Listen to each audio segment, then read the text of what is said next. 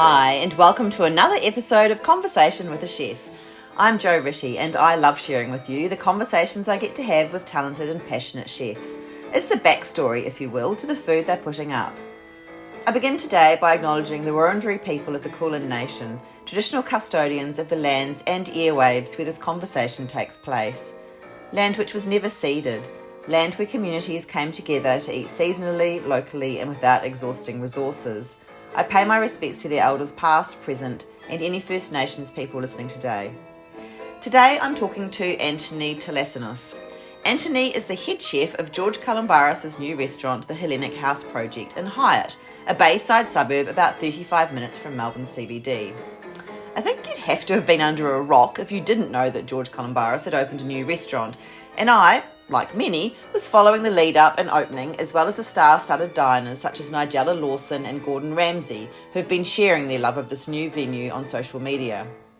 What I love about the Hellenic House Project's own social media is that it seems really important to them to introduce the whole team as being part of a family who believe in the same things and want to share a sense of community, as well as celebrating Greek culture. Anthony is introduced third post in as the head chef and a proud Greek Australian with a wonderful background cooking in some of Australia's best restaurants. Obviously, my interest was piqued. In Danny Valiant's wonderful podcast, Dirty Linen, side note, happy third birthday to that glorious podcast, Calombaris tells you that he's told everyone to keep an eye on Anthony because he has a really good feeling about him, that he's ambitious, he's driven, and he's a way better version of George Calombaris. When I arrived at the Hellenic House Project, Anthony showed me around the more casual downstairs kitchen, and then we went upstairs to the more elevated dining space, the good room. And he explained that 3 months in, they're far busier than they would have expected, and they're having to renovate to create more space and another kitchen. Anthony's one of those chefs who just exudes passion for the industry. I found his enthusiasm for cooking, the hospitality community, and for the Hellenic House Project intoxicating, and I was hanging off his every word. There were countless moments in this conversation where I think I had the goofiest smile because what Anthony was articulating was absolute gold. I can't wait for you to hear this conversation, and I can't wait to go back to the Hellenic House Project for dinner.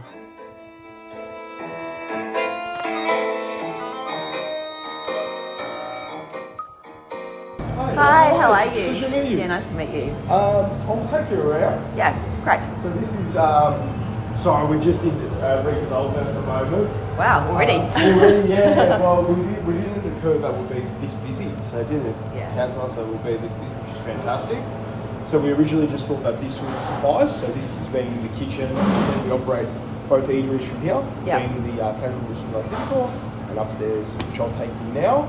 And then after week one, George and I sat down and we were like, we need more room, we need more help. And we've decided now that the back area, we've got permits to build a kitchen there. So the back area will be, it's a total construction site, it's full on at the moment. That will be our kitchen.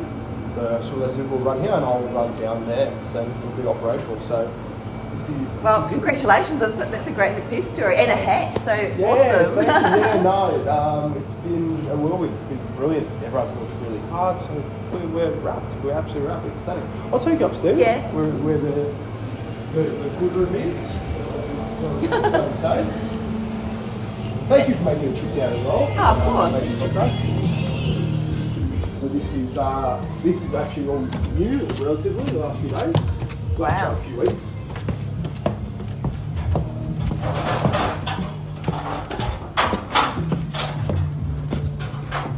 This is our fresco area. This weekend some will be just cocktails and nibblies and trying to get that real Greek island vibe going. Yeah. So up to you, please. Thank you. Awesome. Not quite the warm weather of the Greek island at the moment. But a lot of people, funny enough, a lot of people are like, where have you seen it outside? I'm like, are you crazy? Yeah. It's freezing. We're like, no, we want to sit outside. So this is it. That's gorgeous. Wow. Yeah.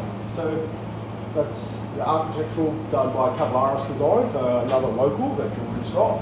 Yeah. These 3D printing. So yeah. So take a seat wherever you like. Thank you. Whoever's easiest. It's a beautiful arched window. Yeah, it actually, so when we first came here, George approached me, obviously there was a Hotel Sorrento with him, and he approached me about this idea. We came here and I was like, George, I was like, I don't know how the hell we're going to pull this off, like. Oh, really? I was like, it looks really like, I don't know what we're going to do, and this, that, the other, and then he's like, nah, trust me, we're going to do this, that, the other. I was like, oh, cool, I'll trust you. And then I came like 2 weeks later and this whole thing was gutted. I was like, wow, okay, that was quick. And then 2 weeks later, this whole thing had been made. I was like, Jesus, it's only been a month. So yeah.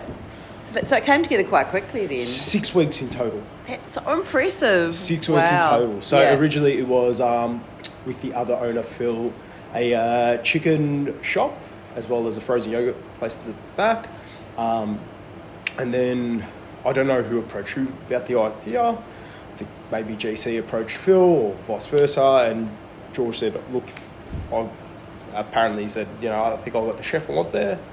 So let's see what he says. And he approached me, and that was really nice of him. And I was like, and I was in the process of moving permanently to the peninsula. Oh, right, yeah. So it was like a big phone call to make to the partner saying, hey, hold on to our stuff because it looks like I'm coming back to the suburbs. Yeah, right. So, yeah.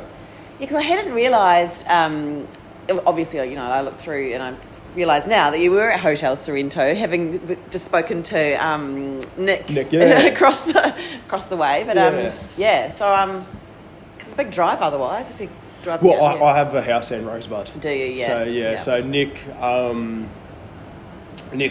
good mate now. He's really good. I love the things he's doing there. And it's funny because I'm from the northwest suburbs and I migrated there. He's from the southeast suburbs. He migrated there. Yeah. And then when I said, what's it like living in the southeast? He goes, you'll love it, but you'll probably be more, you'll gravitate towards the northwest more.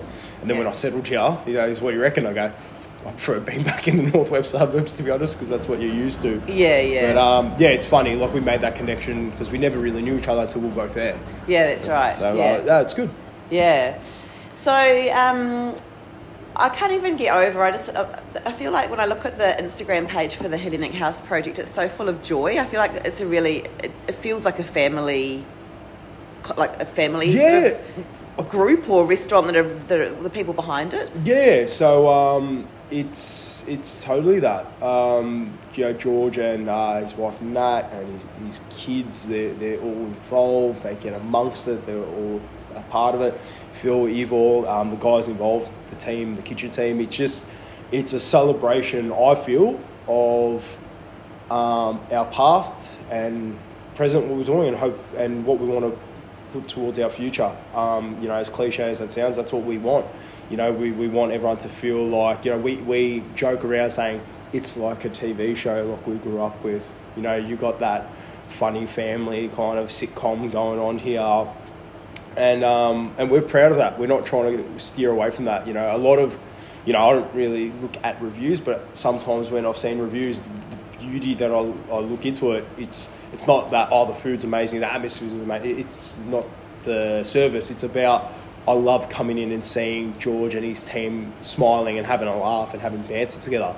So for me, that's massive because, you want that camaraderie where you're enjoying each other's company, because it's, as history shows, a lot of chefs spend more time with their team rather than their families, so it has to become your own kind of team, and I love that we got that, so it's exactly that.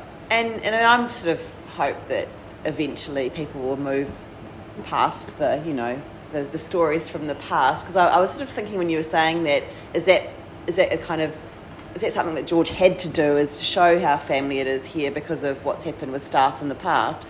But another part of that, I also want to say, I think everyone deserves, a new chapter and move forward from there. I don't think, we try to move forward, we try to push on, and like a lot of that, not to delve into it too much, but a lot of that at the back, you have a sense that George has had that throughout all his restaurants. The lot of people that were contributing to this restaurant are from his past. So it says a lot about the person. From Terry, we've had Nikita, we've had Chisa. We've had all of his past workers come and help us contribute to make this family atmosphere. So it speaks a lot about, it's a testament of how George used to run his old places because, they've wanted to come back. They've wanted to come help. They've wanted to be there alongside and work alongside and myself. So, that I think shows exactly the kind of person George is as a chef, as a boss and as a man. So, yeah. And, what do you think it is? Obviously, really excellent food. It's a beautiful setting. How has it gone from, opening to so huge? What is that? I think there's a few things that contribute to that. I think Melbourne's longing for good, honest Greek food. I think, Melbourne is very blessed with some incredible cuisines that have been the forefront of dining. We've got such a melting pot of cultures, and George left a big, I would say, put Greek food on a pedestal that we need to really reach, and for a while it hasn't been that, I feel personally. And I think opening, going back to the question, opening has had Melbourne who have been longing for good Greek food. We've finally satisfied that. And also, a number of things is exactly what you said. People have come in, we've had repeat customers, they have that family orientated kind of restaurant. And I think that's what people want nowadays, not saying that it's forever gone, but the white tablecloths and the penguin suits that I grew up with, that I still love occasionally, it's slowly starting to go down. And now people want more of a homely atmosphere. They want to come and they want to feel as if they're in someone's lounge room and they're chatting on a Sunday lunch and something like that.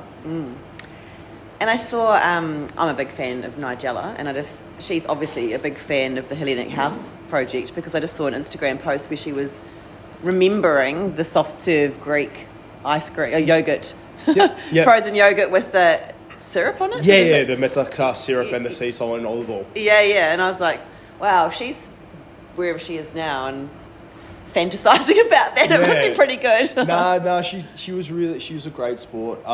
She came in very humble, very approachable. She loved all the food. She ordered pretty much the whole menu, which is fantastic. The only thing she complained about was the lighting for her photos. That's why she came back a second time, which was great to see. But yeah, it's that thing, as you said, like the family, being family orientated isn't just with the chefs, and it's also the suppliers and the produce. Like the olive oil are our local girls from Golden Groves. They do their olive oil for us. The architecture is the Cavallaris design. So everyone that contributes, Andrew's Choice does our coal meats. Everyone in their small way contribute to our family, and that I think speaks volumes and why Nigella loved all the little things that we like to say, and she didn't pinpoint the massive things that people would, whether it's a lamb shoulder or something like that. She was like, oh no, it was the chips. It was all that. So it's the small things, and that's all those small things that build up is due to the team that you build and the family or atmosphere that you build as well. And who's the guy on your reels that just loved the suva? Was that on my reels? I think so. On my reels? Or Andrew on Choice. His story, yeah. Andrew Choice, he ate on Saturday. He does our coal meats. Okay. Yeah. So he's fantastic. He does. He actually specialises in Greek coal meats. So apaki and all that, which is a Crete ham that I never knew about. Yeah. He delves into that kind of thing. So it's great to actually be educated by the locals as well. Yeah, awesome. And I also, still speaking about family, I really love the way that, sorry, it seems a bit awkward like I've been stalking you, but just to prepare for things, I've been looking back through your Instagram, and you obviously have such an amazing relationship with your father, and I really love the way you talk about him and about just that, respect and admiration. But it sounds like he had a big role to play in your love of food and potentially getting into restaurants. Massive. My entire family are massive foodies. So for me, my father by profession is a dental prosthesis in dentistry. So very specific. And my brothers are in the same field. So for me to be the other way, the other flip side of the coin, was a bit different. But all of them were very encouraging, especially my dad, George. He he really, because I was in not a bit of a rut, but I just graduated in media studies. I was looking to do journalism at La Trobe Uni, and I really didn't find a gateway as I did, and my side hustle was always hospitality. You know, I was in either a pizza shop, I was either at a coffee shop, I was doing something with hospitality. And my dad just sat me down and he just said, if you really, really, really love this and you're good at it, have a real crack. Do an apprenticeship, do it properly. And since then, you know, this has happened. And, you know, he's always pushed me to be the best I can. And, you know, he's like a best mate, not just a father. But he's good. He's a good lad. So, and he really used to put me into the Melbourne dining scene. So he used to treat me, as I've said, like he used to say, oh, you know, we had a restaurant, you'll love this place. So it was big for me for one of the first restaurants I've really led for us to achieve it. So it was massive. So it's good. Yeah. So as well as your dad, I feel like there's been some really strong mentors in you've worked at some amazing places, which says a lot about you as well, that you got into those places, but also the people that, the teams you were with.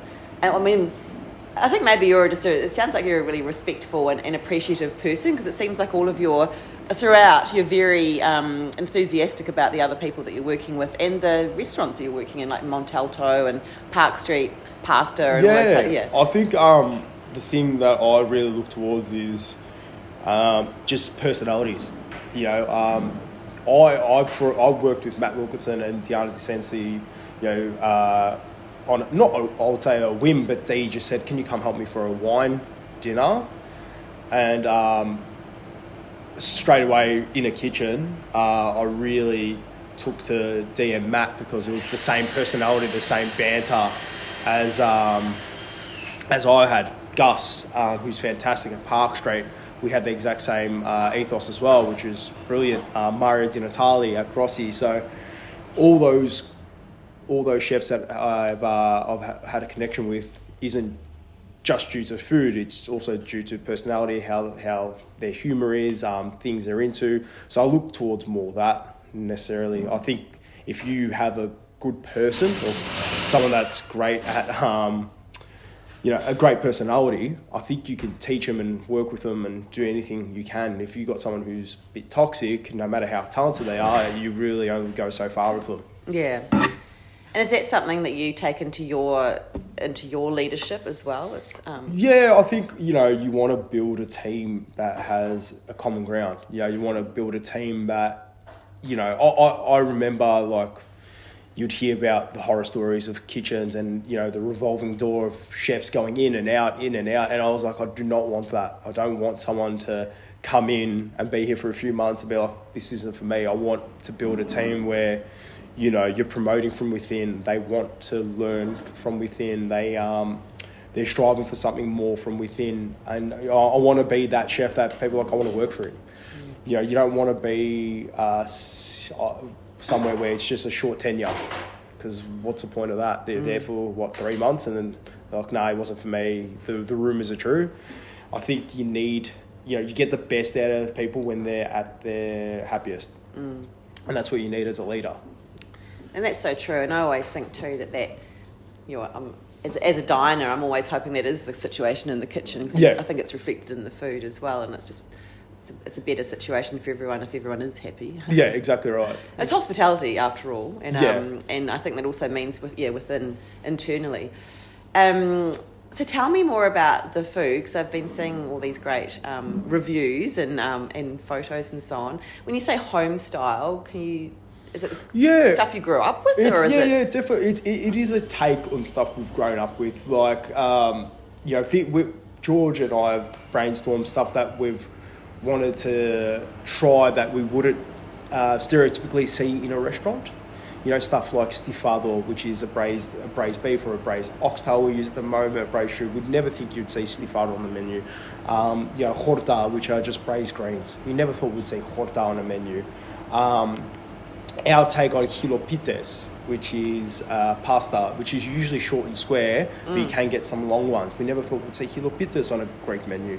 So it's very much a mix with nostalgia as well as showing people a different side of Greek that we never ever thought in our eyes we would ever see it on a menu. You know, the typical things of, the Greeks eating lamb, that's all they eat is lamb. It's not necessarily the case. If you go to Greece, it's mainly pescatarian, vegetarian kind of menus. And we want to take that and take also the Greek Australian way of doing things. For us,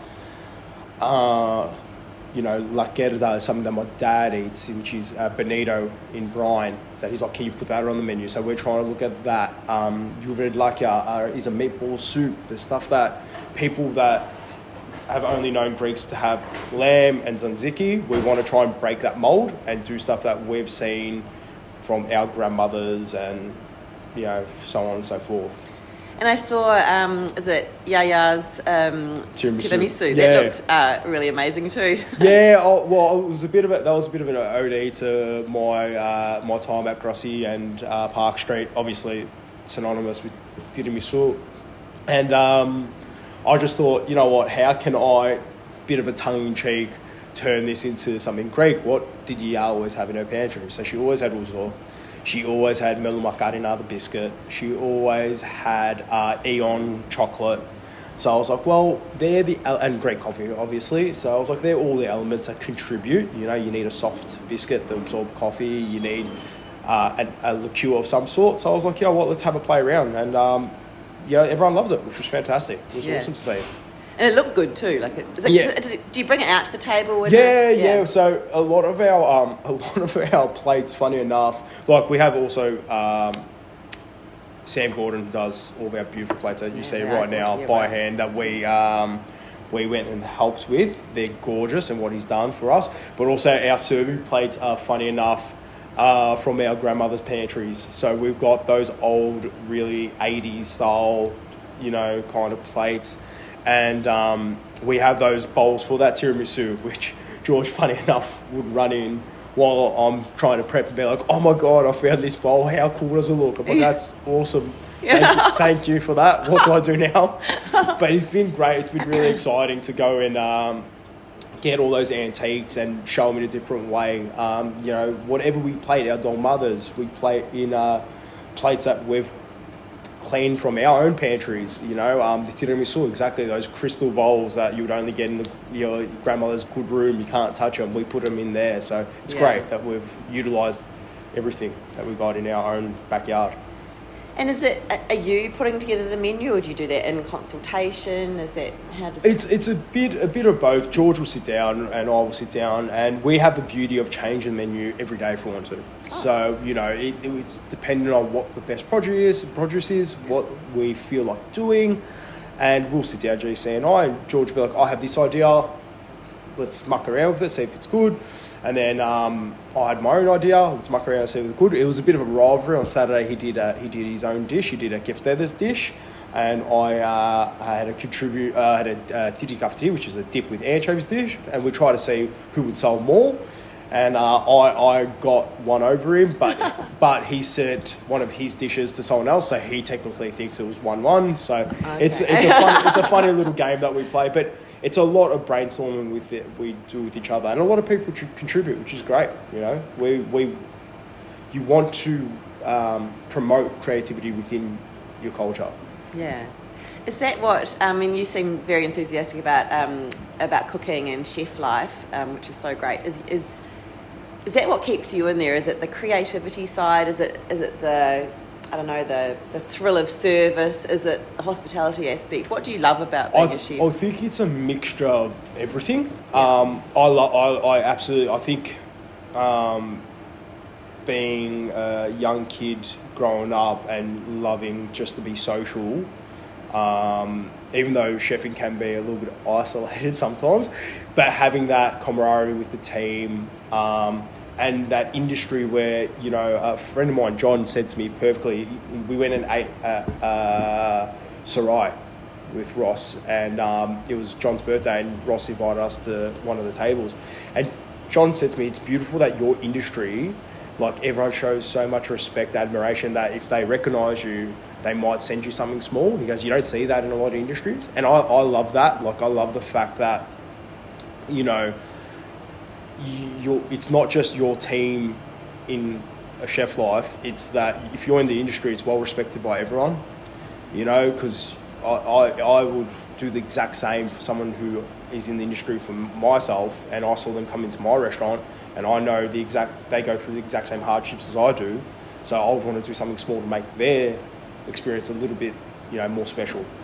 So that contributes. I like the fact that the whole industry is respectful to one another. I love that idea. I love the service. Absolutely love service. I love it when the pressure's on. I feel like pressure is one of the best things, the best gifts that you can have. You shouldn't run away from it. You should take it on, because the outcome at the end of it is something really, really amazing. So I think it is something that it is an industry that I love it so much because it was meant for me in a way. Like, I feel like it was, it's my match. I don't see myself doing anything else. A lot of people say, what would you do other than cooking? And I cannot put my hand on it. I've put my finger on it for that matter. So I think it's my best match, and I love everything about it. I wouldn't change it for the life of me. That's such a great answer. I love it. And I love hearing about the community as well, because I think maybe it wasn't always the case that people were respecting each other, but and there's always competition, I guess, between venues. But I think it's better when there's a thriving industry and lots of venues are doing really well and encouraging each other. Yeah, I think that's what, we're all in this same game together. We're all in the same game together, and like friendly rivalries is great. I'm blessed with a lot of friends in the industry, but seeing how far they've come isn't, how dare they be that great. Like, it's not bitter at all. I'm wrapped. One of my friends that I went to school with is Rasheen Cole at Dining. Oh, I love her. And she's amazing. She got a James Beard Award. That's incredible. So, that shouldn't deter me or anyone else. That should be encouraging. Like, look where a person that was sitting alongside me at a desk at William Angliss, look how far they've come. That's brilliant. Yeah. So, it shouldn't, I feel like it shouldn't be, how dare they be successful. I feel be like, awesome. Give them a pat on the back. If someone's achieved something, that's incredible. Should be wrapped. Yeah. And do you think about food 24/7? I'm going to say no, but a lot of people are going to disagree with that. A lot of my mates actually say you've got 20 minutes to talk about work and then that's it. We're talking about something else. So I probably, the only thing that gets me away from me thinking about food is Carlton Football Club, unfortunately. And obviously my partner and my family, being my godkids, my nieces, my father, my mother, etc. All my family. That's probably the only time I'm not really thinking about food, which is kind of sad to think about now. But I'll say 80% of the time I'm thinking about food and what to do with it and where to go from there. Yeah. But I think a lot of people would disagree with that answer. A lot of people will say it's 95% I'm thinking about work. Wow. Yeah, it is what it is. And just with all the experience that you've had in the different places you've worked, what would be your advice to a young person or a person who was thinking about becoming a chef? I would say to someone young, and I would say to just don't be afraid to get lost in the industry. What I mean by that is I think a lot of people think that you need a lot of structure and there's going to be a light at the end of the tunnel and it's going to, it's going to be A, B, C, D, and then eventually I'll get there. Everyone's path's different. So don't be afraid to get a little bit lost and then re-find yourself. Like for me, I always thought that with the background I have, I'll end up in an Italian trattoria, I'll be doing Italian cuisine, and there was a bit of a grey area for me. And that grey area, I would say to someone not to be afraid of it because it will eventually point you to the right direction of what your calling is.